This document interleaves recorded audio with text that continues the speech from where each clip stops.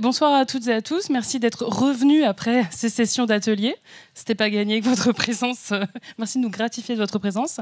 Alors, moi, je suis Marine Vallée, assistante de conservation au Tefare Yamanaha, musée de Tahiti et des îles. J'interviens ici au nom du musée et je vais passer la parole à plusieurs de mes collègues avant de la reprendre. Donc, nous tentons un exercice périlleux à plusieurs voix. S'il vous plaît, patience et indulgence. J'espère que tout ira bien. Donc, je vais passer d'abord la parole à Magali Mélandry, conservatrice au musée du Quai Branly Jacques Chirac. Bonjour à tous, j'espère que vous m'entendez bien. Marine, c'est toi qui as la main sur le PowerPoint pour... Oui. Ok, très bien. Donc aujourd'hui, autour du projet RARA tressé en Polynésie française, nous allons voir effectivement la question de la pratique collaborative et pluridisciplinaire au service de la transmission des savoirs matériels et immatériels en contexte. Alors, ce projet est le résultat d'un travail d'analyse et d'expérimentation mené depuis 2016, selon la chronologie suivante. En 2016-2017, partant du constat que certaines techniques anciennes de tressage liées à la fabrication des objets de prestige sont aujourd'hui éteintes dans plusieurs archipels de Polynésie française, nous avons mené au sein du musée du Quai Branly une analyse de 8 éventails Tahi'i des îles Marquises, tant d'un point de vue historique, en travaillant à la biographie des œuvres et en faisant un état de l'art des sources historiques sur ces objets en vannerie, mais aussi d'un point de vue scientifique, par des examens en imagerie numérique et notamment la tomographie au rayon X pour examiner la structure interne, la stéréomicroscopie optique sous caméra pour avoir des niveaux de grossissement suffisants et surtout la microscopie numérique 3D IROX. Alors cette étude que j'ai pu mener avec Christophe Moulera, qui était alors chargé des analyses scientifiques au musée du Quai Branly, et Céline Kerfan, ethnobotaniste, a permis d'observer ces pièces sans méthodologie invasive, ce qui est important pour les collections muséales, d'explorer leur structure interne. Vous en voyez les résultats grâce à l'imagerie 3D permise par l'appareil IROX, que vous voyez également en haut à gauche de l'écran, de contribuer à qualifier la nature des fibres utilisées et de réunir des données et constituer une documentation visuelle à même d'être confrontée aux expertises techniques contemporaines en Polynésie française.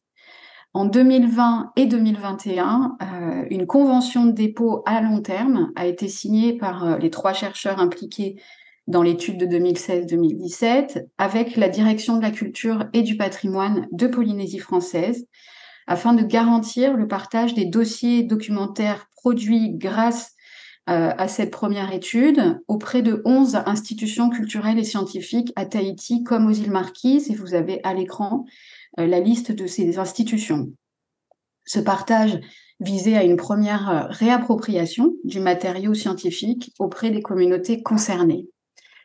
Et puis, chemin faisant, donc en 2022-2023, nous avons mis en place le projet RARA, tressé en Polynésie française, autour d'un atelier collaboratif qui a été mené à Tahiti durant 1 mois, en mars dernier, qui est un projet qui a été porté par Tefare Yamanaha, le musée de Tahiti et des îles, grâce à 2 financements, celui d'archipel.eu qui vient de fonds européens et le Haut Commissariat de la Polynésie française, mais aussi en partenariat et grâce au soutien du musée du Quai Branly Jacques Chirac, du service de l'artisanat de Polynésie française et du Centre des métiers d'art de Polynésie française. Cet atelier combinait l'observation au microscope 3D IROX qui avait été transporté depuis Paris pour l'occasion, donc observation de vannerie des îles de la Société et des îles australes, accompagnée évidemment d'expérimentations de tressage d'après les hypothèses techniques émises par l'observation. Donc, dans la continuité du travail collaboratif mené lors de cet atelier, et comme l'indiquait Marine, nous sommes à plusieurs voix, donc je passe la parole à ma collègue Hélène Guillot. Merci Magali, bonjour à tous, bonsoir pour vous. Alors, le groupe de travail réunissait 4 vannières expertes des îles australes et Tuamotu, 2 étudiantes en DNMAT parcours fibres et textiles, héritage polynésien, processus innovants et éco-responsables, donc du Centre des métiers d'art de Polynésie française, Céline Kerfan, Magali Mélandry et donc moi-même, ethno-archéologue spécialiste des patrimoines polynésiens, ainsi que l'équipe de conservation du Tefale Manana. L'une des particularités du projet Rara réside dans l'approche à la fois pluridisciplinaire et culturellement multisituée. Des vannières expertes, issues d'îles différentes et maîtrisant des matériaux et des techniques de tressage propres à chacune, ont accepté de mobiliser leur savoir-faire dans le but de redonner vie à des techniques passées qui n'étaient pas liées à leur identité d'origine. Ce qui a également mené à reconsidérer donc les liens culturels établis de longue date entre les populations d'archipels distinctes. Et cette transversalité à l'œuvre lors de cet atelier a permis de relativiser les particularismes locaux affirmés par les institutions de valorisation culturelle et touristique depuis le milieu des années 70, attribuant à chaque archipel de Polynésie française des savoirs techniques quasi exclusifs, comme par exemple la sculpture aux îles Marquises, le tressage aux Australes. Et contrairement à ce qui avait été pressenti au début de ce projet en 2016, aucune experte vannière des Marquises n'a pu être identifiée par le service de l'artisanat. En effet, à ce jour, personne ne se revendique encore comme tel dans l'archipel, ni n'a pour le moment émis de demande formelle de participer à une formation qualifiante dans ce domaine. Ces techniques de tressage n'étant plus pratiquées dans l'archipel depuis de nombreuses décennies au profit de la sculpture ou du tapa majoritairement. Cette particularité a finalement participé de l'approche collective et interinsulaire proposée, ce qui a permis de faire réémerger la technique complexe de tressage d'un éventail ancien des îles de la Société, confectionné à partir de palmes de cocotier Niao. Et donc, pour plus de renseignements sur les ateliers, je passe la parole à Vainui Barcinas, experte du projet Clara.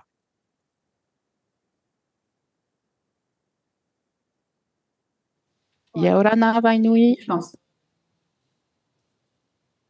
Tu nous entends, Vainui? Oui, oui, je vous entends. Bonsoir à tous, Aruna. Arunga. Arunga. Alors, je suis Barcinas Vainui, originaire des îles australes. Moi, je travaille plutôt les roseaux des montagnes. Alors, là, comme vous voyez, nous avons commencé à faire les recherches avec chacune ces matières. Comme on était 4 vannières, il y a Tevahine qui travaillait le Niau, il y a Era qui travaillait le Podanus avec Emerita, et moi-même, je travaillais les roseaux. Nous avons travaillé nous-mêmes nos matières que nous savons bien la maîtriser. Là, vous voyez que nous commençons les recherches. Nous avons vraiment eu du mal à pouvoir commencer à faire la base déjà, la base de l'éventail. Nous avons mis beaucoup de temps sur cette partie-là. Mais pour pouvoir réussir vers la fin. Là, vous voyez, on a commencé à faire plutôt par le bas, partir par le bas, parce que chacune avait ses idées. Moi, je suis partie vers le bas. J'avais aussi de l'aide venant de mon mari qui m'aidait beaucoup dans ce projet. Voilà, comme vous voyez sur les images.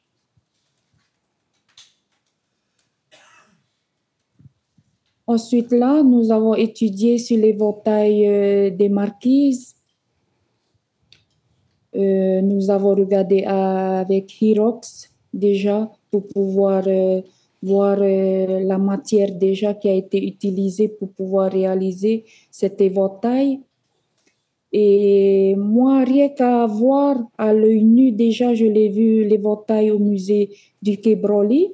j'avais dit à Stéphanie mon avis que pour moi, je pensais que c'était du Frisinesia, du Kéké, de Domalaog Orapa.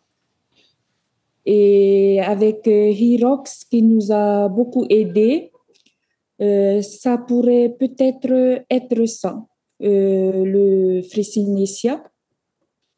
Parce qu'on a pu voir, si je ne me trompe pas, des épidermes avec des stomates. Et aussi, on a pu voir dans le musée de Punaouia, il y avait un panier aussi en osier qui a été tressé et qui vient de Rapa. C'était la même matière qui a été utilisée. Et aussi un costume de Rapa de 1992 qui a été porté par ma sœur. Et c'était la même matière aussi. Voilà ce que je peux vous dire sur l'éventail des marquises. Merci Vainoui. Après, On va passer la parole à Tokai maintenant. Yarana, bonjour à tous. Merci pour cette opportunité de prendre la parole lors de ce colloque. J'aimerais saluer nos amis et cousins du Pacifique et nos frères Kanak et reconnaître leurs ancêtres sur cette terre et également ceux de tous les ancêtres des personnes qui vivent actuellement en Calédonie. Bonjour à tous. Alors j'aimerais revenir aborder la question de la transmission, et notamment à travers la participation des étudiantes du Centre des métiers d'art et du lycée Samuel Apoto.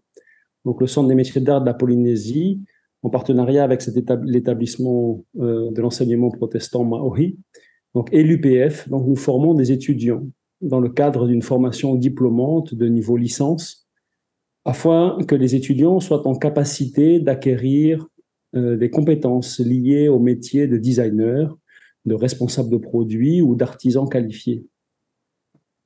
Le diplôme a une mention matériaux qui est commune à 2 parcours d'études, l'un en objet et art graphisme et l'autre, celui dont il est question dans cette présentation, est un parcours lié au textile et aux fibres naturelles, des environnements naturels de l'Océanie.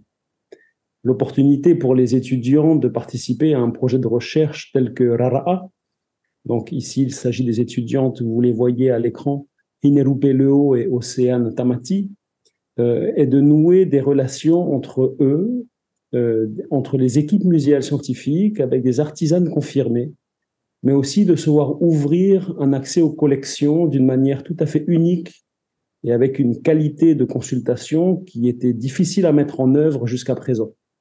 Donc nous remercions pour cela les équipes du musée du Quai Branly et bien entendu du musée de Tahiti et des îles Te Whare Yabanha.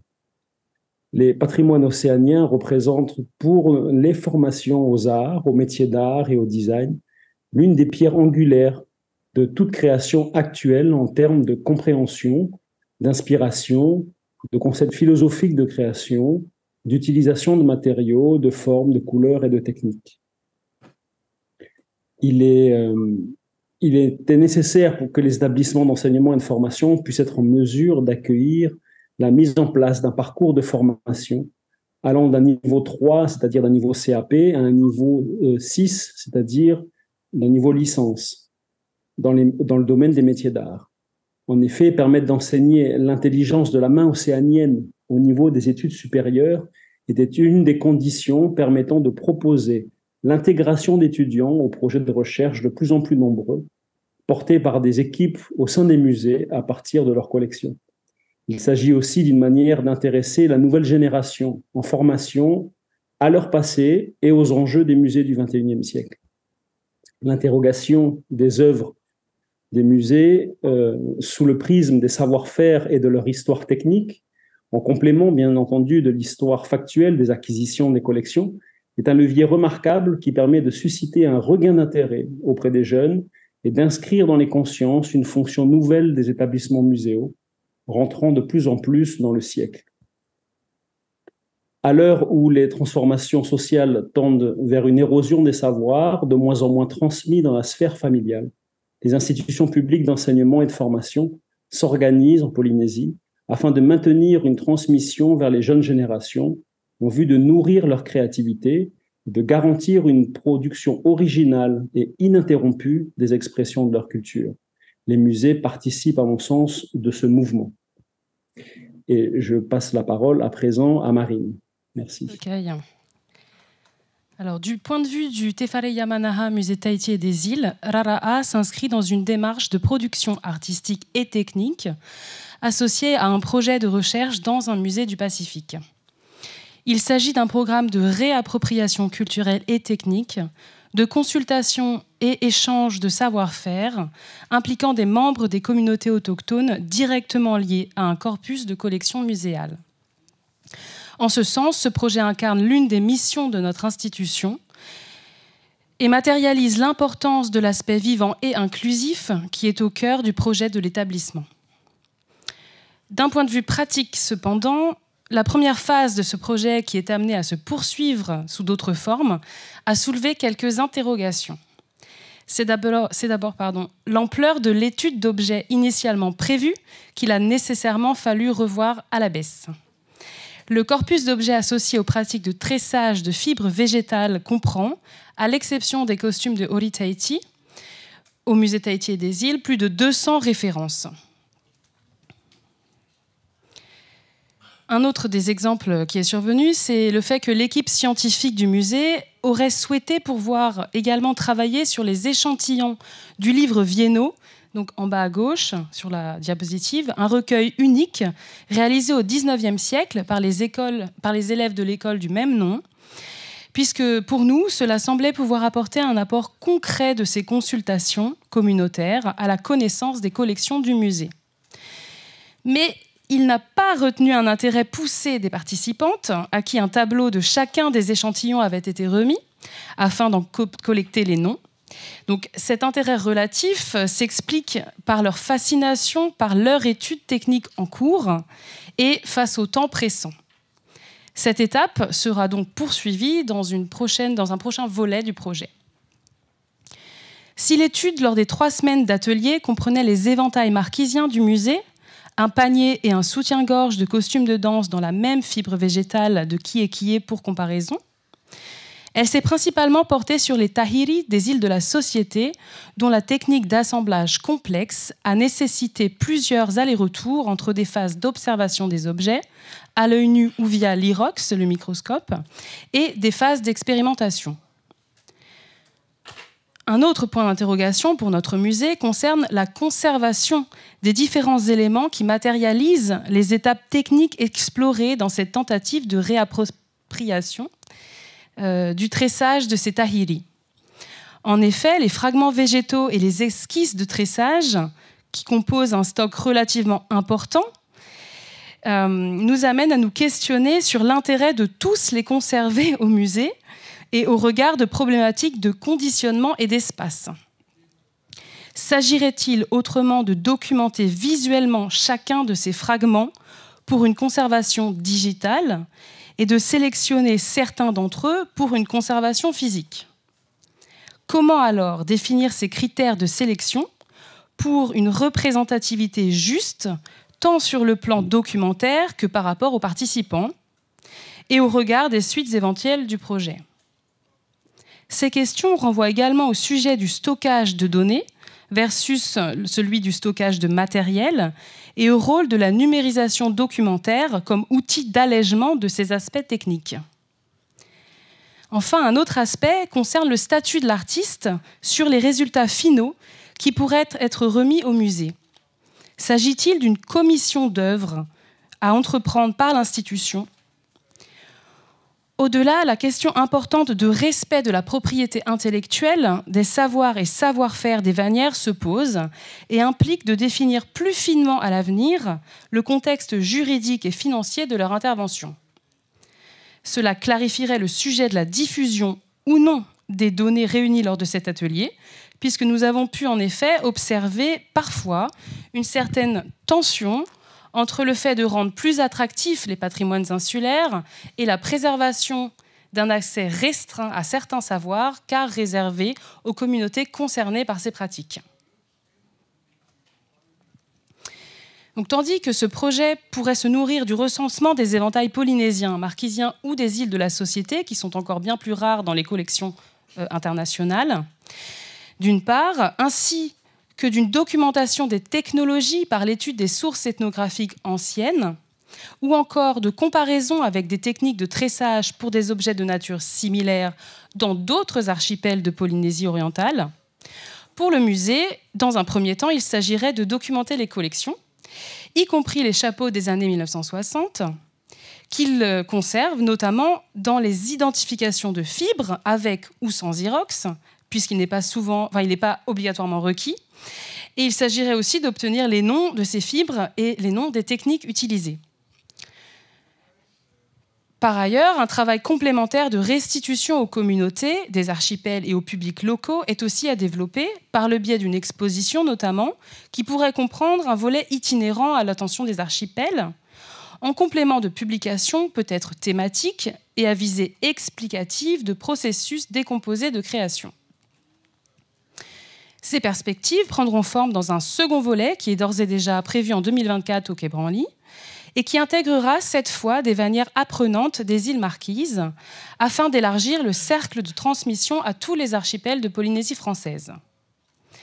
L'organisation d'une journée d'études à Paris permettra de présenter une synthèse intermédiaire des données réunies jusque-là et de poser les questionnements méthodologiques et d'échanger sur l'accès aux collections patrimoniales ou matrimoniales en termes d'enjeux culturels et sociétaux.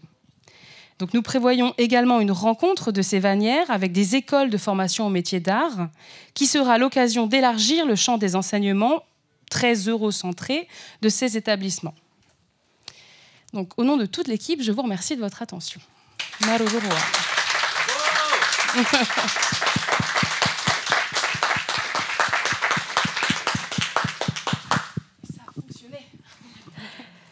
Merci Marine, ainsi que toute l'équipe en ligne de Polynésie française, qu'on remercie chaleureusement d'avoir été présent et présente avec nous pour cette présentation et l'exposition de ce riche projet. Il est des 7 heures ici. Ouais, je pense que si tu fais échappe sans appuyer sur le bouton pour éteindre... ça ne marche pas. On va arrêter le partage, en fait. Voilà. Ouais, super. Comme ça, on peut voir aussi. Mince. Attendez, Ok. On y va. Mais je vois pas la souris. Excusez-nous. C'est bon, j'ai revu le texte. Oui. Là. Non, là. Bah non. Presque. Là. Mais non. Non. Bon, attendez. Excusez-nous. Patientez. Non. Annulez. Attends, là, annule. Mais non, ça s'annule tout seul. Mais... Attends. On va y arriver. À la rescousse.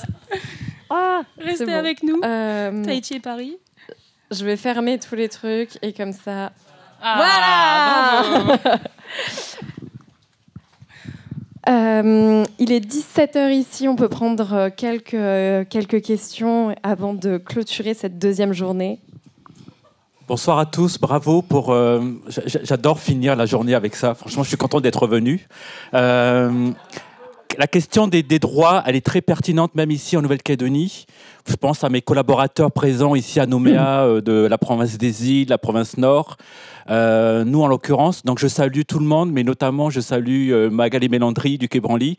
Donc c'est Petelo Tulalo du Centre culturel Chibaou. La question des droits des experts traditionnels, elle est pertinente chez nous. Je pense à mes équipes, à mon équipe en fait au département recherche et patrimoine, justement sur la collecte en fait du patrimoine matériel et immatériel kanak et sur le mode opératoire et notamment sur la diffusion auprès du grand public ou auprès d'un public restreint. Alors la question est la suivante: est-ce que vous avez des échanges avec des collaborateurs ou des partenaires en Nouvelle-Calédonie sur cette question-là des droits de diffusion et des droits de monstration pour le grand public?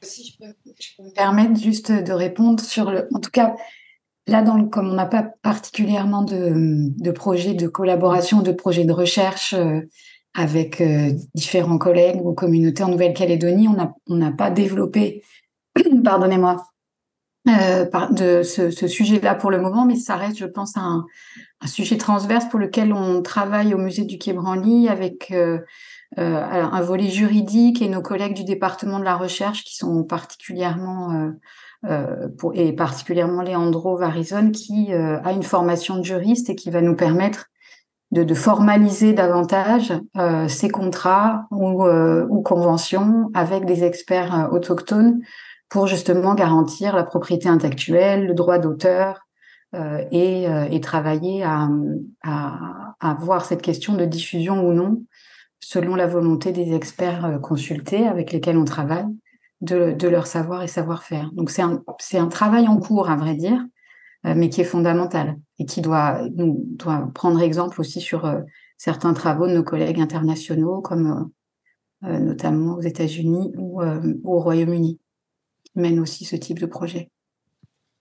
Moi, si je peux me permettre, j'ajouterais aussi que nous aussi, en Polynésie française, on a encore du travail à faire à ce sujet, peut-être en s'inspirant également des Maoris, dans cette boucle que vient de citer Magali, que ce soit avec le service de l'artisanat traditionnel et aussi la direction de la culture et du patrimoine, puisque certains volets du Code du patrimoine en Polynésie sont sortis, d'autres sont encore en cours d'élaboration. Donc il y a encore des choses à développer et il est certain qu'on a un travail collaboratif à effectuer sur ces questions. Donc... oui, on vous contacte. Est-ce qu'il y a peut-être ce sera les 2 dernières questions avant de conclure la journée. Merci Yaorana à tous mes collègues de Polynésie et de Paris. Félicitations pour ce très très beau projet.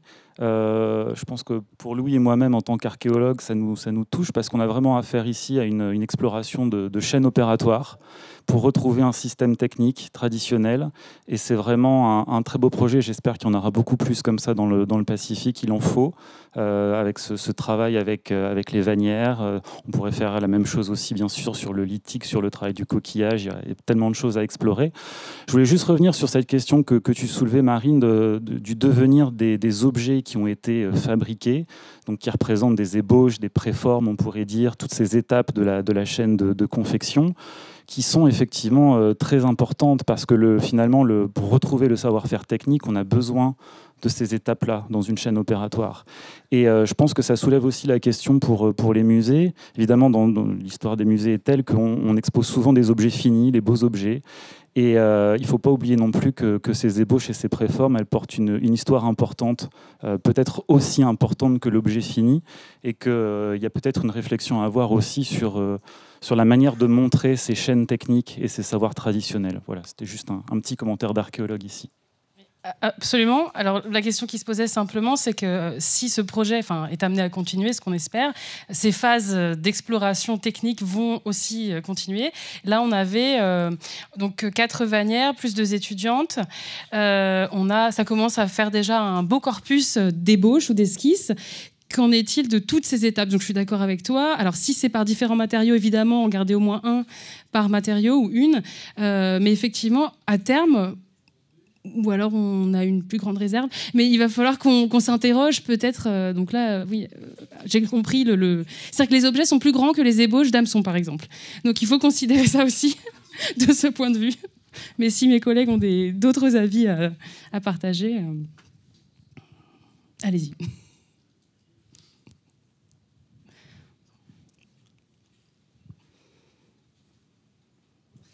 Moi, je voulais partager un truc.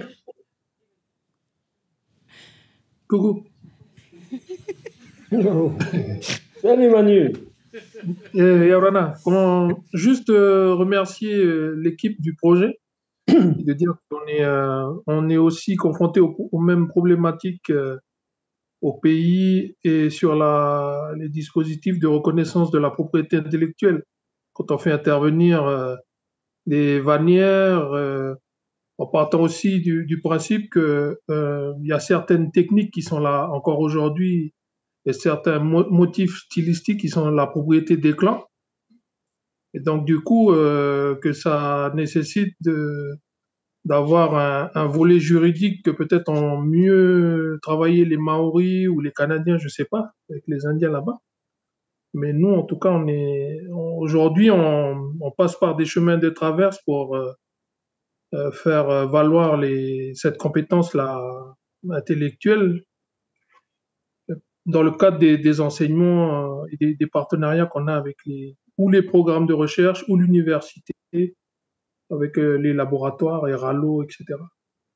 Mais félicitations à toute l'équipe, c'est vraiment intéressant et puis c'est aussi inspirant pour nous sur le chemin qui reste encore à faire pour mieux valoriser et puis permettre aussi ce que vous avez engagé là sur la transmission intergénérationnelle des communautés. Merci. Merci. Merci beaucoup. On sera ravis de croiser les expériences aussi sur ces questions juridiques. Je pense qu'il y aura de toute façon un atelier un peu entre différents partenaires dans le Pacifique à mener, et puis avec d'autres exemples comme le cité marine en comparaison. On finira avec une dernière question dans la salle ici à Nouméa. Oui, c'est une petite remarque et puis en guise aussi de questions. Au musée de Nouvelle-Calédonie, on a ce qu'on appelle une collection pédagogique, petite collection pédagogique, donc d'objets qui ont été faits dans le cadre d'ateliers avec des personnes ressources, d'objets Kanak. Si je prends un exemple d'atelier il y a quelques années, on avait fait un atelier sur le tressage de propulseurs, un objet donc, qui sert à propulser les lances, là. Donc avec des gens de... Maintenant, il me semble que c'était avec des gens de Yingen. Tu me contredis si je dis le contraire. Mais donc, il y a ce travail, effectivement, qui est fait au musée. Et je voulais savoir aussi, du coup, en Calédonie, dans les années 80, il y a eu un gros travail, un gros investissement personnel d'artistes Kanak qui ont investi le musée, justement, pour rechercher les fondements de plusieurs... un rapport ontologique à la culture, à la tradition. Et je pense notamment à une personne, c'est juste un exemple, un Paul Abois, qui fait partie d'un collectif Siapo. Là. Et à Tahiti, du coup, est-ce que vous travaillez aussi avec des artistes qui sont investis depuis de longues années pour le réinvestissement et la reconnaissance culturelle? Vaste question. Pour ce qui est vraiment de la réappropriation de techniques précises, là, on réengage un nouveau volet, on va dire, avec ce projet RARA. En revanche, avec le Centre des métiers d'art, il y a des échanges fréquents et de longue date. Mais comme le disait Tokai, effectivement, ces consultations privilégiées que ces deux étudiantes ont pu mener, ça se faisait, mais de façon plus ponctuelle. Donc, je pense qu'il y a un élan, un momentum généralisé de nos partenaires et nous-mêmes, permis aussi par la réouverture de notre musée et notre plus grande disponibilité, puisque nous étions pris les équipes sur ce projet de rénovation dont je parlerai demain. Voilà, les choses vont s'intensifier, donc ça c'est chouette. Après, il y a déjà eu des événements ponctuels d'artistes contemporains, parfois, qui venaient consulter des objets. Mais c'est vrai qu'à cette échelle, ça c'est nouveau. Et ça va continuer, on l'espère. Tamara, tu as des choses à ajouter peut-être ? Si elle nous entend. Oui, bonsoir. Oui, excusez-moi, la bande passante est pas très bonne de là où je suis. Mais écoutez, je suis ravie de cette présentation et de ce projet. Effectivement, je confirme, j'espère vivement que, et normalement c'est prévu, que le projet se poursuive l'année prochaine et puis les années futures, parce que c'est pas en une seule intervention qu'on arrive à finaliser ce projet. Donc voilà, j'ai hâte que ça continue. Au point de vue des artistes, effectivement, au Centre des métiers d'art, nous travaillons depuis plus d'une dizaine d'années de façon de plus en plus collaborative avec l'institution à Tahiti. Et nous avons engagé depuis à peu près 10 ans maintenant des des expositions qui viennent d'art contemporain, d'art actuel, qui viennent re-questionner presque en miroir les collections ethnographiques, les œuvres du passé de nos ancêtres, et pour faire un point, un bilan un peu sur cette création et de continuer à poser des jalons de l'évolution de nos sociétés au regard de notre patrimoine. Donc, nous remercions beaucoup le musée pour ces opportunités mais également le musée du Quai Branly-Jacques Chirac pour les nouvelles opportunités qui se présentent également. Eh bien, je pense que c'est une belle manière de conclure cette seconde journée. On peut vous applaudir à nouveau pour ce projet.